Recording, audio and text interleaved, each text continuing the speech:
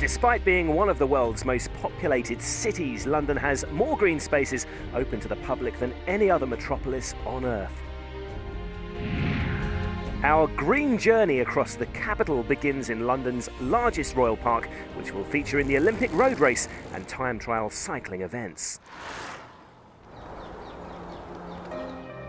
Hard to believe that Richmond Park, which began life as a 17th century hunting ground for King Charles I, is just 16 kilometres from the city centre.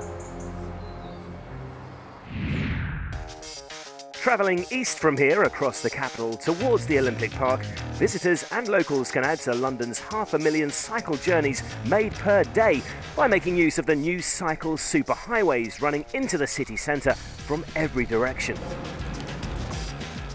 It's estimated that on peak days, 4,400 spectators will travel to the Games by bicycle, and everyone else is being steered towards public transport, including the recently introduced hydrogen-powered zero-emission buses, now operating in central London.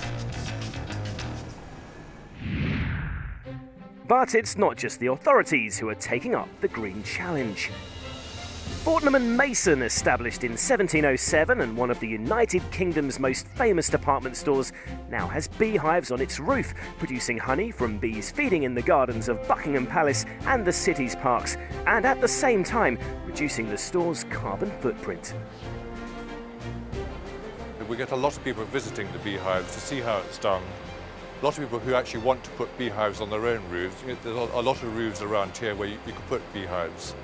So these are just very good examples of how to do it, and it doesn't actually have to be that complicated. It's really relatively simple.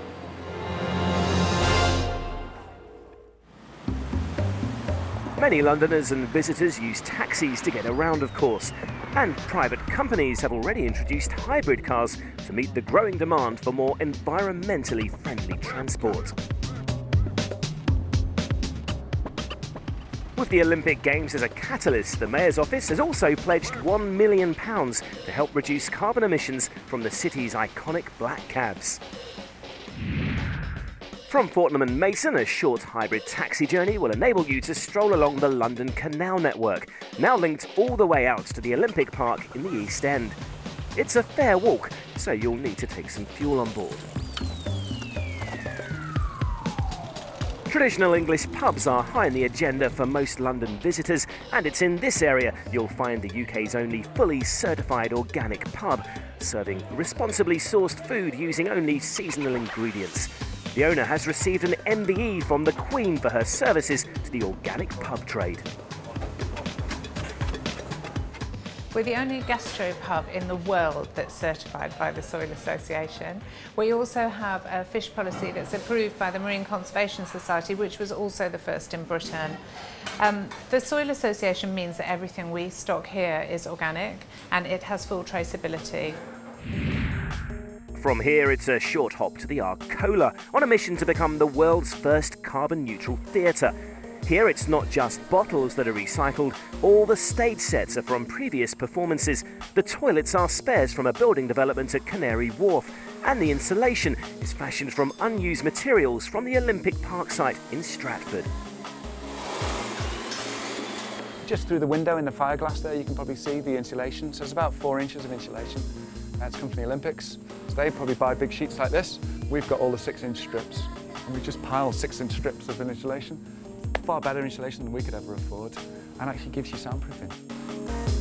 I think definitely London is a world leader in terms of sustainability and the way we think about it. And I think within that, Arcola Theatre is a kind of very unique example of one way you can do sustainability that's accessible for all, that's open to anyone to participate. As for the Olympic Park itself, it's here that the pledge to be the greenest Games ever will be most rigorously tested. This area of East London was previously a heavily polluted industrial wasteland. Now 2 million tonnes of soil has been decontaminated and then reused in the construction of the site. 20% of the concrete terracing in the Olympic Stadium and Aquatic Centre is recycled. A living roof has been planted on top of the athletes' village buildings, and 5 kilometres of riverbank in the area have been restored. So, an environmental journey that began in the largest of London's historic royal parks ends here in Stratford at the largest new park developed in the United Kingdom for 150 years.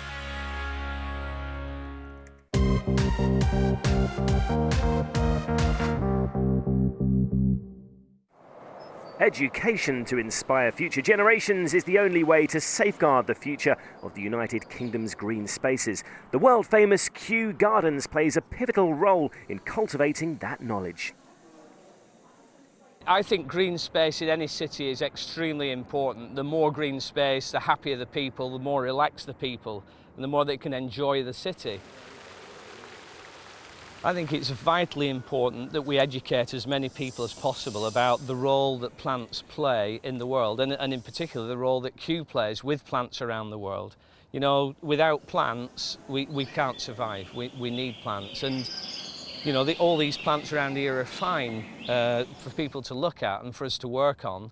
But you know, the best thing that we can do with these plants is use them as a messaging system to inform people about the need for plants. And if we're going to survive into the next century, then we have to preserve plants. And if we can spread the message to our visitors from London, but also the visitors that come to London from all around the world, then I'll feel that we've done something that's really important.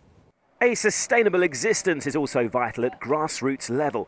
Capital Growth is an initiative backed by the Mayor of London for urban communities to claim green spaces and grow their own local produce.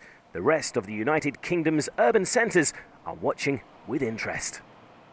We support and we stimulate community food growing, but really the interest has come from local people themselves.